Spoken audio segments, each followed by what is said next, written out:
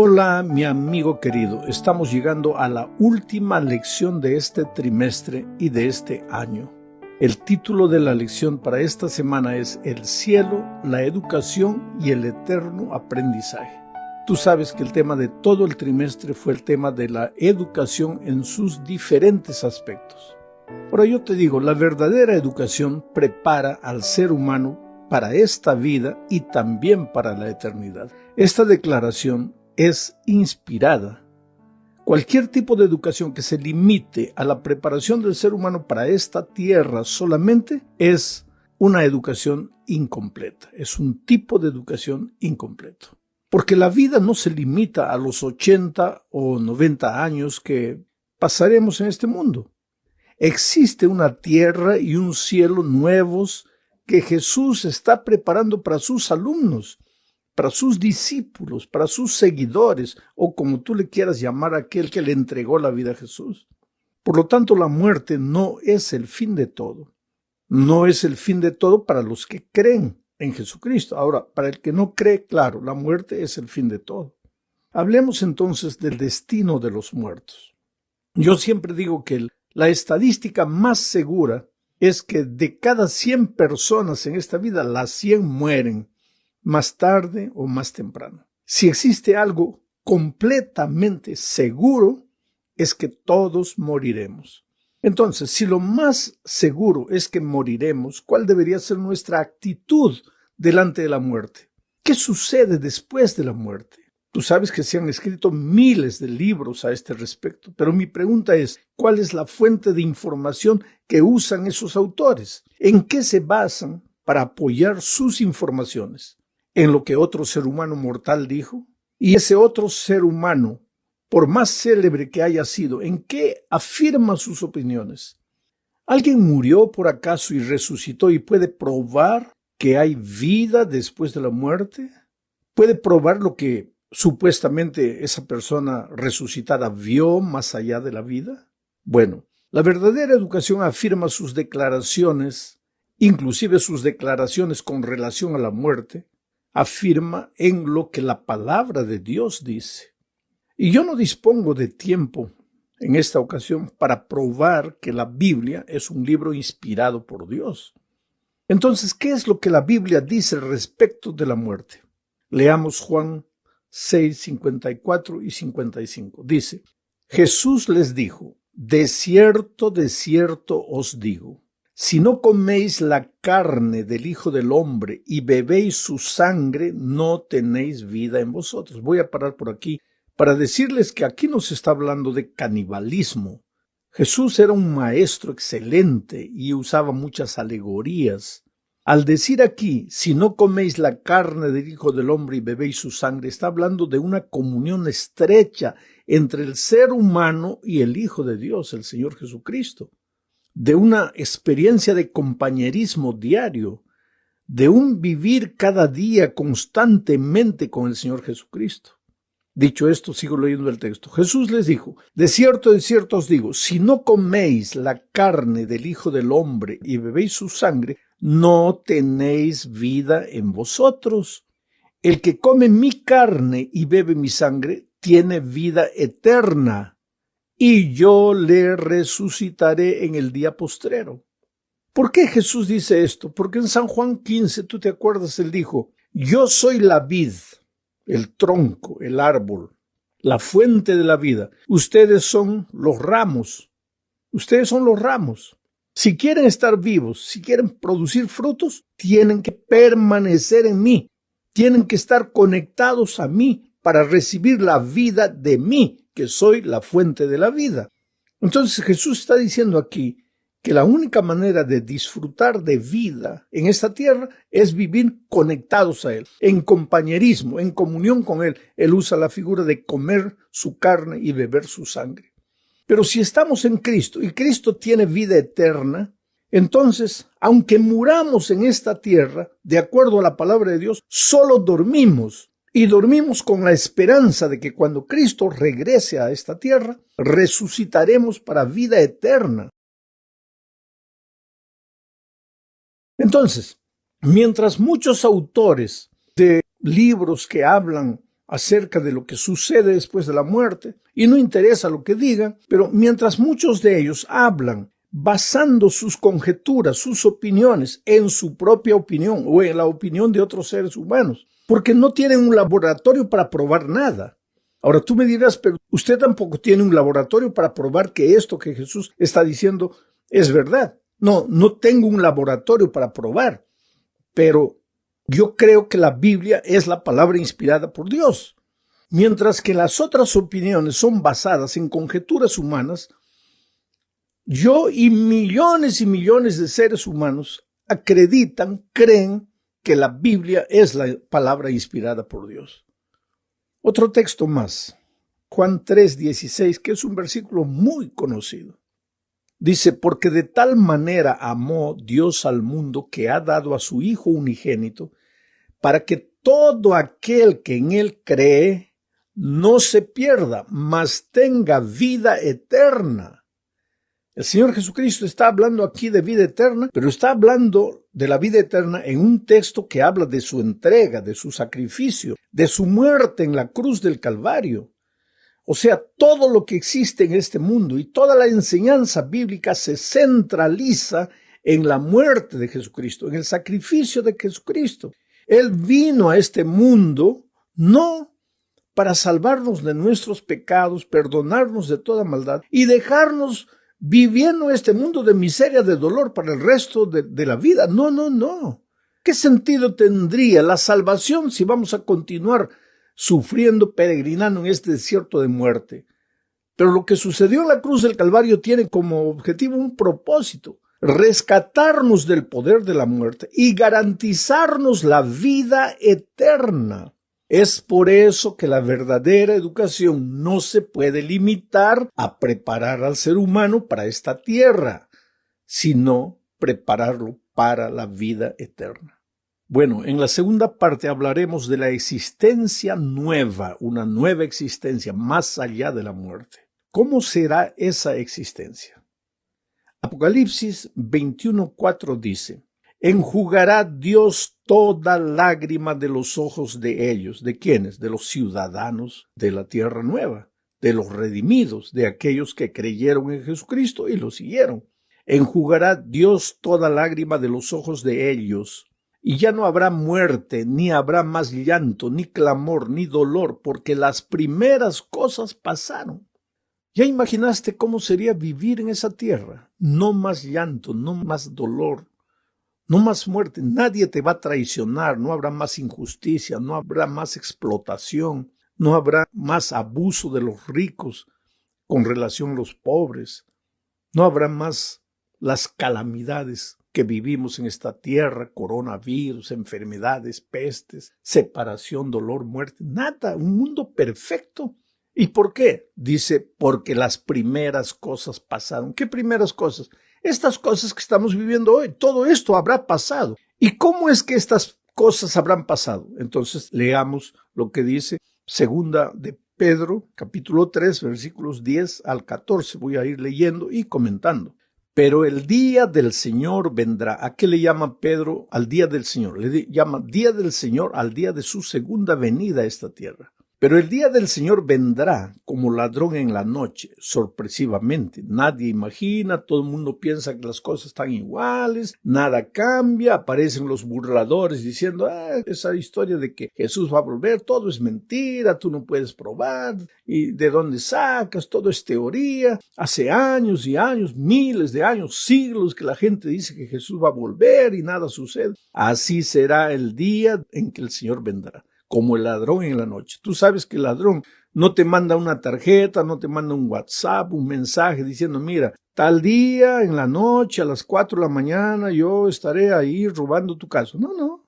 El ladrón asalta, sorprende cuando menos imaginas. Cuando estás preparado no pasa nada, pero cuando tú no esperas, ahí el ladrón te asalta. Pues Pedro dice que el día del Señor vendrá como ladrón en la noche, en el cual los cielos pasarán.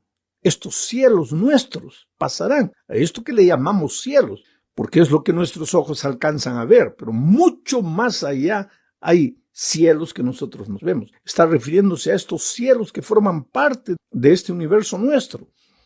en el cual los cielos pasarán con gran estruendo, y los elementos ardiendo serán deshechos, y la tierra y las obras que en ellas hay serán quemadas, puesto que todas estas cosas han de ser deshechas. ¿Cómo no debéis vosotros andar en santa y piadosa manera de vivir, esperando y apresurándoos para la venida del día de Dios, en el cual los cielos encendiéndose serán deshechos y los elementos siendo quemados se fundirán?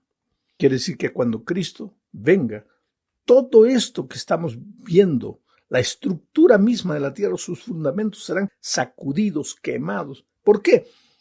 Porque después del milenio, y ese es otro tema interesante, pero no voy a hablar ahora, después del milenio, nuestro verdadero hogar eterno será en esta tierra, pero transformada, purificada desde sus mismos fundamentos. Por eso Pedro sigue diciendo, pero nosotros esperamos, según sus promesas, cielos nuevos y tierra nueva en los cuales mora la justicia. Ahora, si esto es verdad, queridos, si hay cielos nuevos y tierra nueva, entonces, pues la verdadera educación no puede limitarse a preparar al ser humano para esta tierra donde va a morir, donde va a sufrir, donde va a acabar, sino que tiene que prepararlo para la vida eterna. Y ahí ya no se trata de enseñar matemáticas, geografía, portugués, español, inglés, física, química, nada de eso, sino se trata de colocar valores, principios, esperanza, certidumbre en el corazón de los alumnos. Vamos ahora a la tercera parte de este estudio.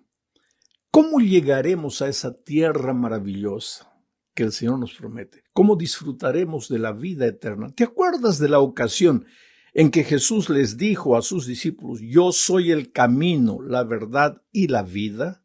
Y él completó, nadie viene al Padre sino por mí. En esa ocasión, Jesús registra en el capítulo 14 de Juan, en los primeros versículos, ahí está la promesa. No se turbe vuestro corazón, no estéis tristes. Si crees en mi Padre, creed en mí.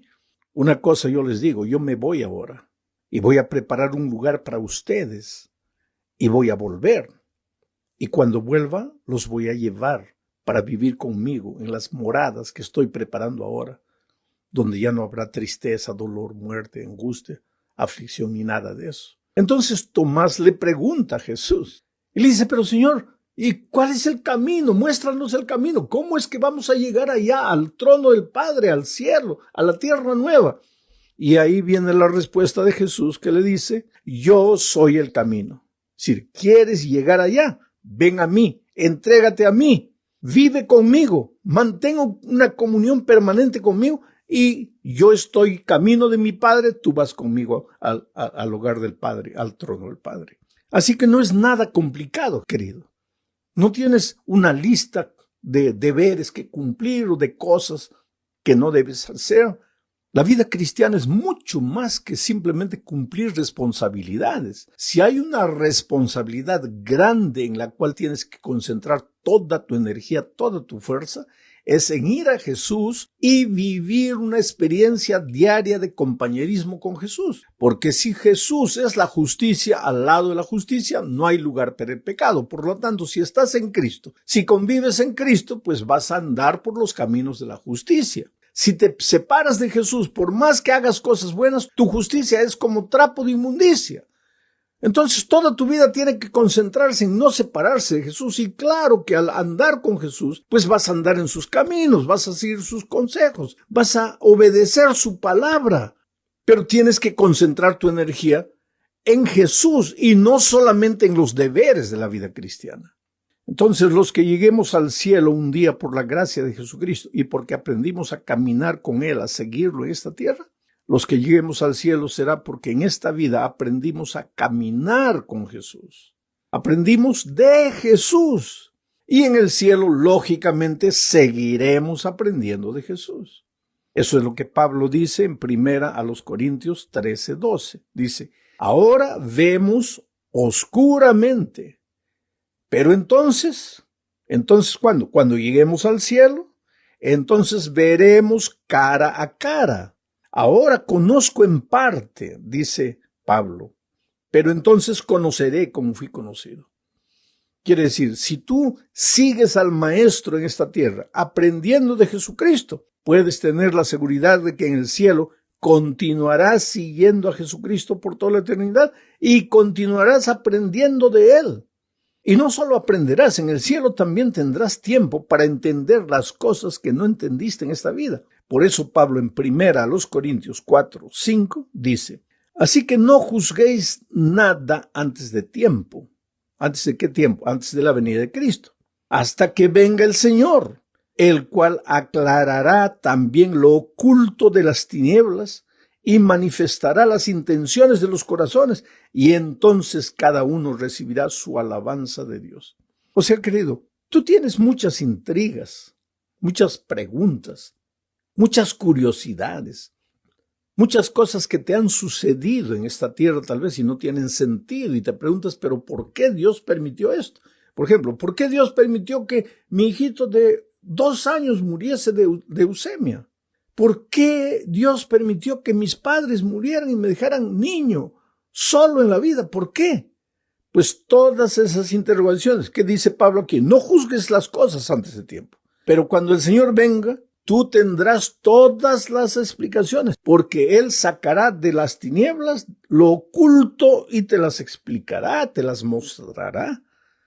Eso es lo que haremos en nuestro proceso educativo a lo largo de la eternidad. En la cuarta parte de esta lección hablaremos de la escuela del más allá. Leamos segunda epístola a los Corintios, capítulo 4, versículo 17. Porque esta leve tribulación, dice Pablo, momentánea, produce en nosotros cada vez más excelente y eterno peso de gloria. No mirando nosotros a las cosas que se ven, sino a las que no se ven. Pues las cosas que se ven son temporales, pero las que no se ven son eternas. Es por eso, queridos, si queremos participar del proceso educativo en la eternidad, tenemos que, en el proceso educativo de esta tierra, tratar de mirar lo menos posible a las cosas de esta tierra y saber que en esta tierra apenas nos estamos preparando para la vida eterna allá en los cielos. No nos concentremos tanto en esta tierra al punto de olvidarnos de Dios, de las cosas espirituales, de la vida eterna. Porque cuando Cristo venga, y la venida de Cristo es una realidad contundente, cuando Cristo venga tal vez te llegarás a arrepentir de haber sacado a Dios de tu experiencia por concentrarte tanto en las cosas de esta tierra. Llegamos al fin de este trimestre hablando del gran maestro. Él será un profesor por excelencia en la eternidad. ¿Y cuál será el tema que nos enseñará? El tema de la salvación. Nunca entenderemos. Mira lo que dice Zacarías 13:6. Y le preguntarán, ¿qué heridas son estas en tus manos? Y él responderá, con ellas fui herido en casa de mis amigos. ¿Quiénes le preguntarán? Redimidos allá en el cielo, porque este texto se refiere a la experiencia en el cielo. ¿Quiénes le preguntarán? Gente que no sabe por qué Jesús tiene heridas en sus manos.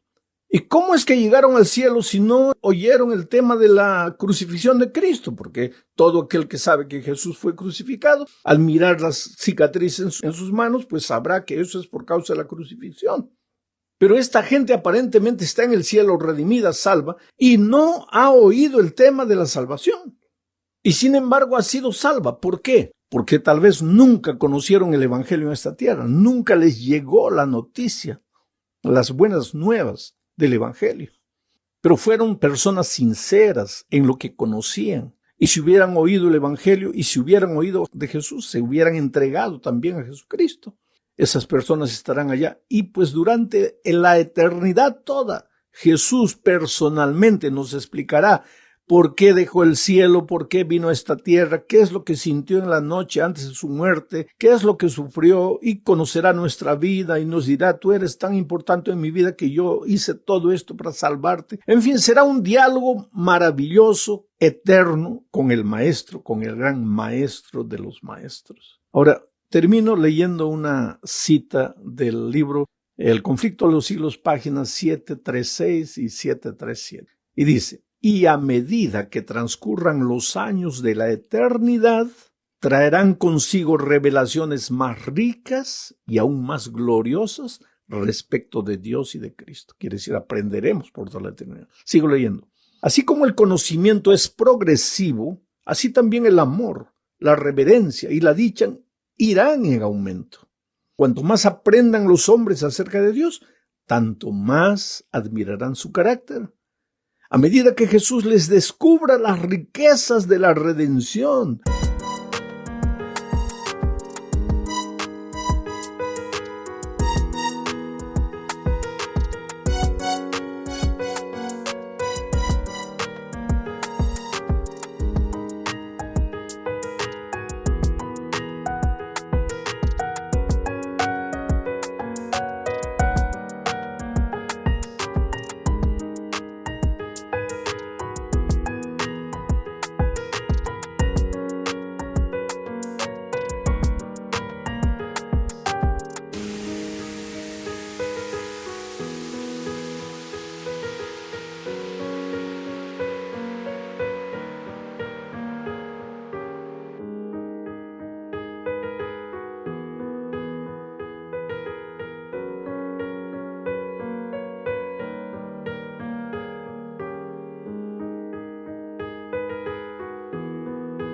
y las proezas asombrosas en el gran conflicto con Satanás, los corazones de los redimidos se estremecerán con devoción siempre más ferviente y con arrebatador gozo tocarán sus arpas de oro y miriadas y millares de voces se unirán para engrosar el potente coro de alabanza.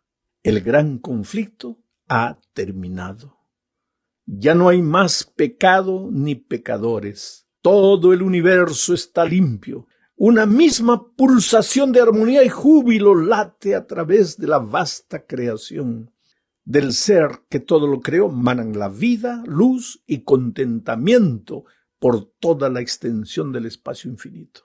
Desde el átomo más imperceptible hasta el mundo más grande, todas las cosas animadas e inanimadas declaran en su belleza sin mácula y en gozo perfecto que Dios es amor.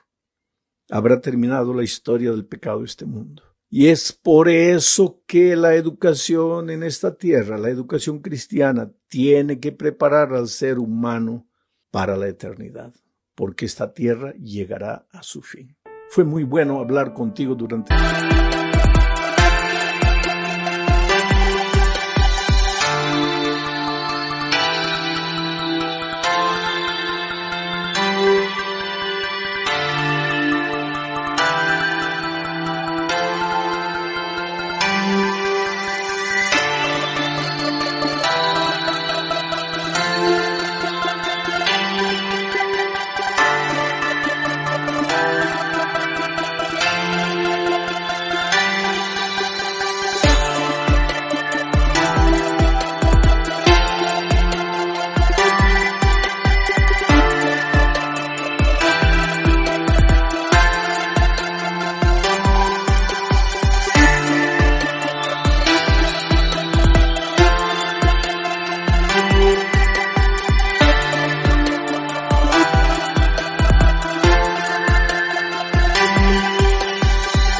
todo este trimestre y durante todo el año, querido. Quiero decirte que el día 31 de diciembre, en un horario que ya será anunciado por las redes sociales, estaré predicando al vivo el último sermón de este año y será un mensaje que tiene que ver con lo que sucedió este año y que tiene que ver con lo que sucederá el próximo año.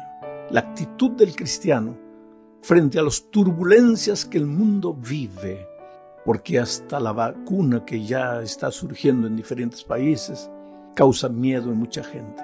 Entonces, ¿cuál es la actitud del cristiano? ¿Cómo el cristiano debe enfrentar el dolor, las dificultades, la pandemia, el desempleo, la crisis financiera? Y si todo te fue mal en este año, ¿cómo puedes entrar al nuevo año? ¿Cómo puedes tener la seguridad de que Jesús está contigo? De que puedes caminar por encima de las aguas del turbulento mar. Entonces, haz planes. para escuchar el mensaje del 31 de diciembre. Un gran abrazo, que Dios te bendiga ricamente.